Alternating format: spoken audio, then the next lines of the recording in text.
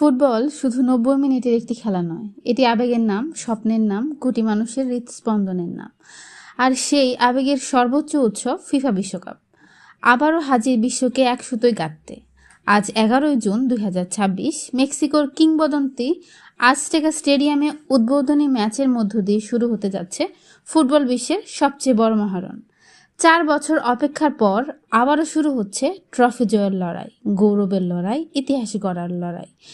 এবারের বিশ্বকাপ অন্য সব আসরের চেয়ে একেবারেই আলাদা। প্রথমবারের মতো ৩ দেশ মেক্সিকো, ইউনাইটেড স্টেটস এবং কানাডা যৌথভাবে আয়োজন করছে এই মহোৎসব। পাশাপাশি ৩২ দলের পরিবর্তে এবার মাঠে নামছে ৪৮টি দল, যা বিশ্বকাপের ইতিহাসে নতুন এক অধ্যায়ের সূচনা।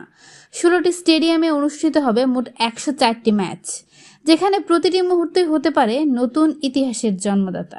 বিশ্বকাপ মানেই অপ্রত্যাশিত নাটকীয়তা, অবিশ্বাস্য প্রত্যাবর্তন আর নতুন তারকার উত্থান। বিশ্বের সেরা ফুটবলাররা প্রস্তুত নিজেদের সেরাটা উজাড় করে দিতে। ফুটবল প্রেমীদের আলোচনার কেন্দ্রবিন্দুতে এখন একটাই প্রশ্ন: বর্তমান চ্যাম্পিয়ন লিওনেল মেসি এর আর্জেন্টিনা কি আবারও বিশ্বমঞ্চে নিজেদের শ্রেষ্ঠত্ব প্রমাণ করতে পারবে, নাকি এমবাপের ফ্রান্স, ৫ বারের বিশ্ব চ্যাম্পিয়ন ব্রাজিল কিংবা ইউরোপের শক্তিধর স্পেন ও ইংল্যান্ড ছিনিয়ে নেবে সবার কাঙ্ক্ষিত সেই সোনালি ট্রফি? এখন আর কোনো অপেক্ষা নেই, কাউন্টডাউন শেষ, শুরু হচ্ছে স্বপ্ন আর সংগ্রামের গল্প। আগামী ১৯শে জুলাই ফাইনালের বাঁশি বাজার সঙ্গে সঙ্গে জানা যাবে কার হাতে উঠবে বিশ্ব ফুটবলের সবচেয়ে মর্যাদাপূর্ণ ট্রফি, কারা উদযাপন করবে জীবনের সেরা মুহূর্ত, আর কারা ফিরে যাবে অপূর্ণতার আক্ষেপ নিয়ে।